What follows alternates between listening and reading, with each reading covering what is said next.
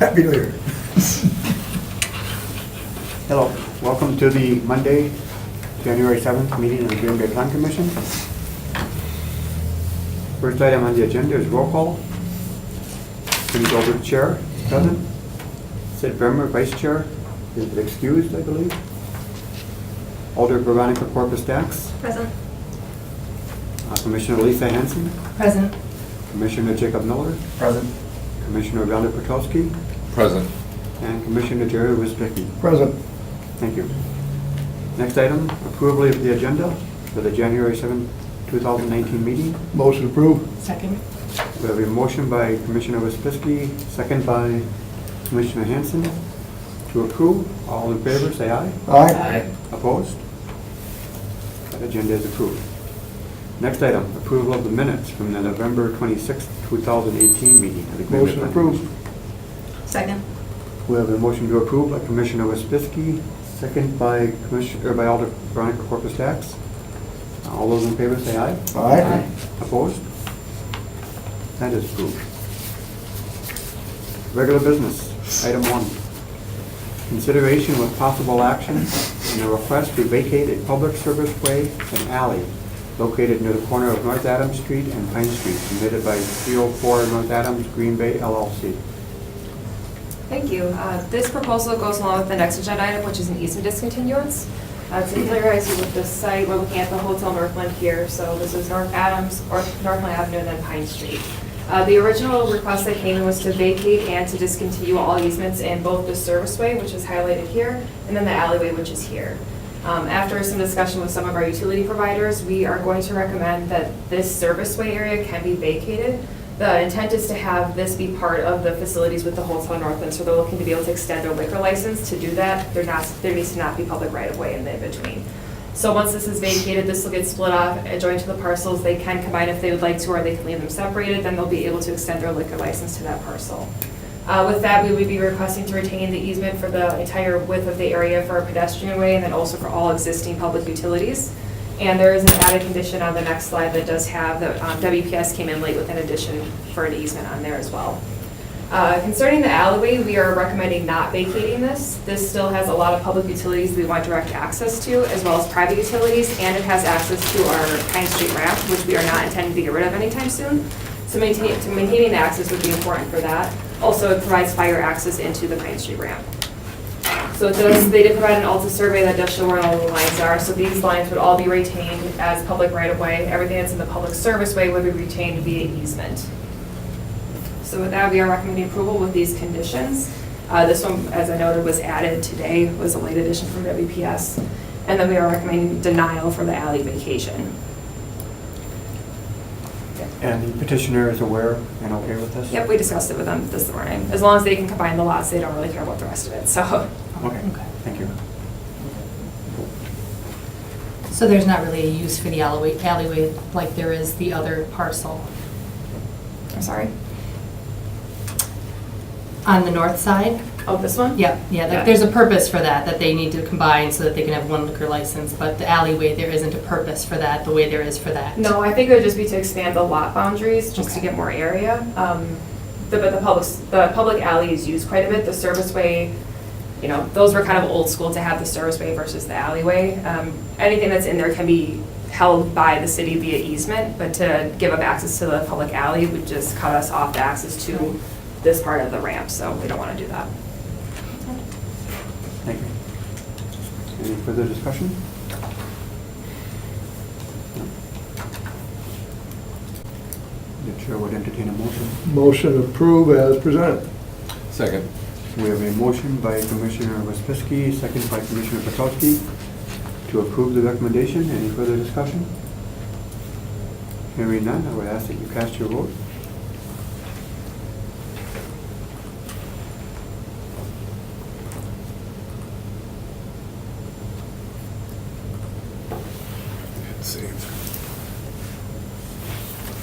Yeah, screw something up. Unanimously approved.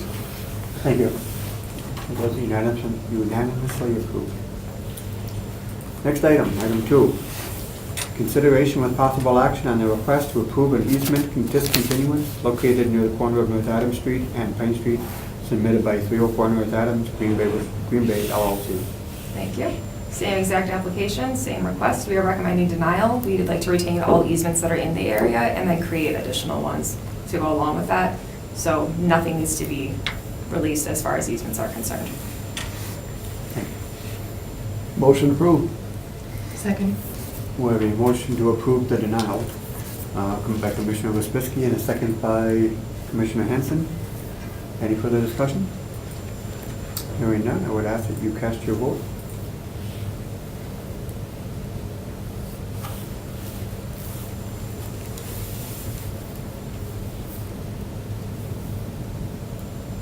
So wait, is a yes to deny?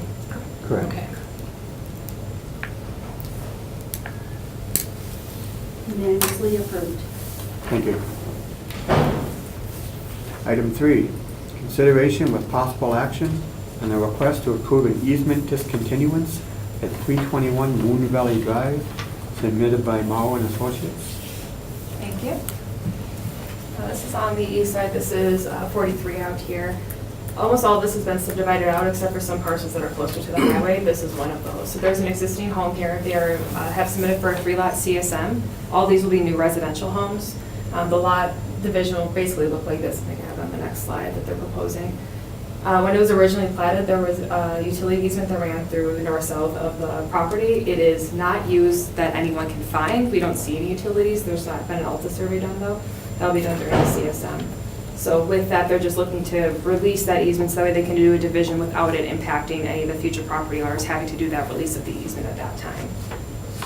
So with that, there are 2 conditions. One was in your original staff report, again, another one added late by WPS. Both of them basically saying there might not be or there may be utilities. You need to figure that out on your own, basically. So those are the conditions that we have as part of this discontinuance. Otherwise, we're recommending approval. Any further discussion? Move to approve as proposed. Second. We have a motion by Commissioner Petrowski, a second by Commissioner Wisbisky to approve. Any discussion? Hearing none, I would ask that you cast your vote.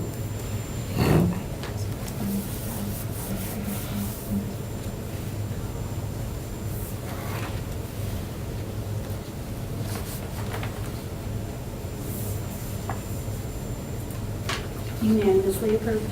Thank you. Item 4, consideration with possible action on a request to declare city property surplus at 1416 Gulf Avenue, submitted by Herkman Mechanical. Thank you. So for this one was also received by our redevelopment authority. The RDA owns this parcel here. They are willing to give up that lot for, I believe it was $15,000, with the contingency that the Plan Commission and City Council release this as surplus property. So the parcel that we're looking at is right here. So these kind of go hand in hand, but this one's RDA owned, this is city owned. Herco Mechanical is what you see basically back here. They're looking to do a large-scale expansion, so they have a couple options for properties that are up here, and they're looking to do other purchases. But basically, they would need the whole of this to do the expansion opportunity.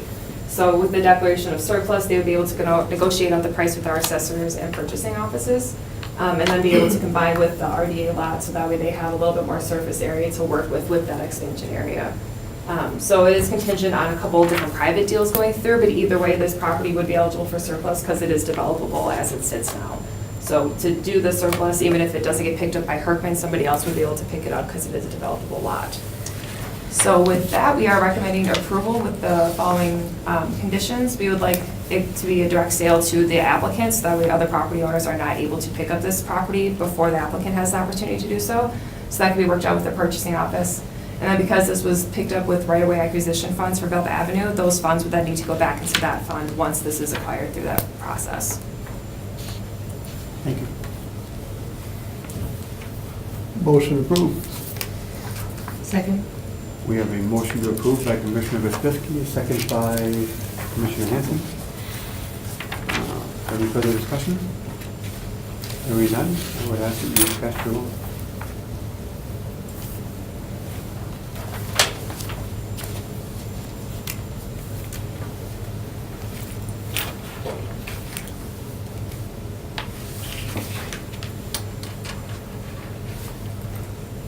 Unanimously approved. Thank you. Item 5, consideration with possible action on a request of Zoning and Planning Board of Appeals to review the number of variance requests regarding driveways for non-residential zone properties and consideration for possible amendment. Thank you, Mr. Chair. This is a request of the Board of Appeals to review the number of variance requests that they see for non-residential driveways. I happen to staff the Board of Appeals, and they had asked me to look into this issue on their behalf. I kind of felt they were seeing a lot of these requests come through. The board reviews variance requests related to the zoning code, mainly dimensional issues. So on occasion, they do see variance requests for non-residential driveways. They see them for residential ones as well, but their main concern was non-residential. So non-residential driveways are addressed in 131706. I don't think this table came through too well on the staff report, but I can briefly go through it. So this regulates non-residential drives. Basically, domestic autos, the maximum at the property line is 20 feet, flares out to 30 feet at the curb line. Semi-trailers for more intense commercial and industrial areas, they can go to 25 and 35. So this is an example of variance request the board saw in 2014 that they approved. This is over at Lambeau Field. Again, the maximum opening at the property line here should be no greater than 35, I'm sorry, 20. Well, it could be 25 for semi-trucks here and then 35. So this is a case where they got a variance for 35 across at the property line and 45 at the curb line. And looking at the number of requests that they saw over a 6-year period, the report talked about 5 years, it's actually 6 years. It's all of 2013 through 2018. They saw 9 non-residential driveways. Of those 9, 8 were more of the commercial nature. One of them happened to be an industrial drive. And they tend to see a variety of variance requests. Typically, on average, you see about 14 non-residential types. So that's for other types that aren't related to driveways, just general non-residential type variance requests. In looking at that, the staff kind of felt there wasn't an excessive number. It's roughly 1.5 per year. Really, the Board of Appeals is kind of the last chance for many people, and they tend to review issues based on hardship. So there wasn't really a desire to change the ordinance at this point. Again, basically, there wasn't enough requests. So our recommendation tonight is simply no change to the ordinance, but as a zoning administrator, we can monitor those future requests that come in, report back to the board and to the planning commission if we need to. Thank you. Any discussion?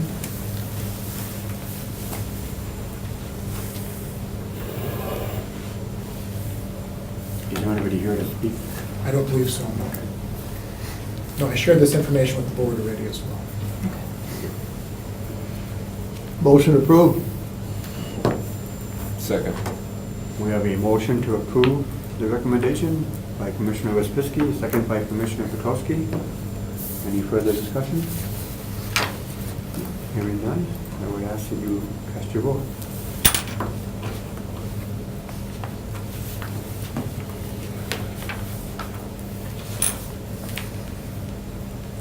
Unanimously approved. Thank you. Item 5. Item 6, sorry.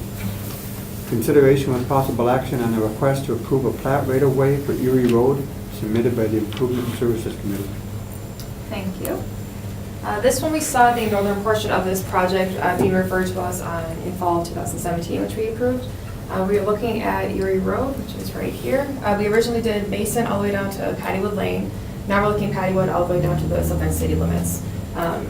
These are for temporary and permanent easements. There's no official map amendment required with this project, so it's just for the construction portion of the project. And Tom Casey from Public Works is here if you have any questions. Oh, there is right-of-way acquisition as well. Oh, that's not on this. We can amend on the fly if you guys would like. What was that? So we have to amend the official map as well. It's the same thing. I'm good with that. Any discussion?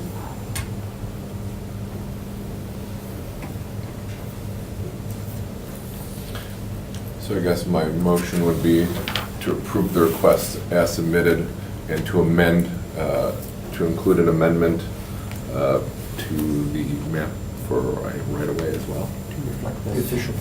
the official map. Second. Okay, we have a motion by Commissioner Petrowski, a second by Commissioner Wasbiski, to approve the recommendation and also to amend the official city map to reflect this change item. Any further discussion? Hearing none, I would ask you to cast your vote.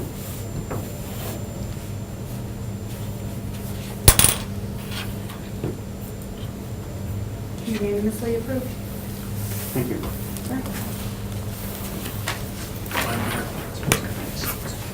Next on the agenda is director's report. All right, it's been a long time. Common Council met back on December 4th, where they dealt with your plan commission items of November 26th.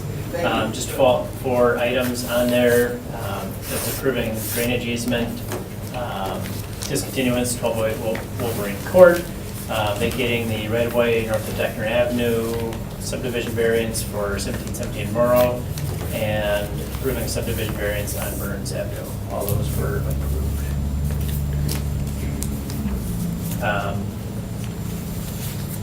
That's it. Yeah. Okay. Thank you. Short and sweet. Short and sweet, yeah. Kind of a light month of everything. Okay. The date of the next meeting is Monday, January 21st, 2019. Move to adjourn. Second. We have a motion by Commissioner Hanson and a second by Commissioner Wasbiski to adjourn. All those in favor, say aye. Aye. Opposed? We are adjourned.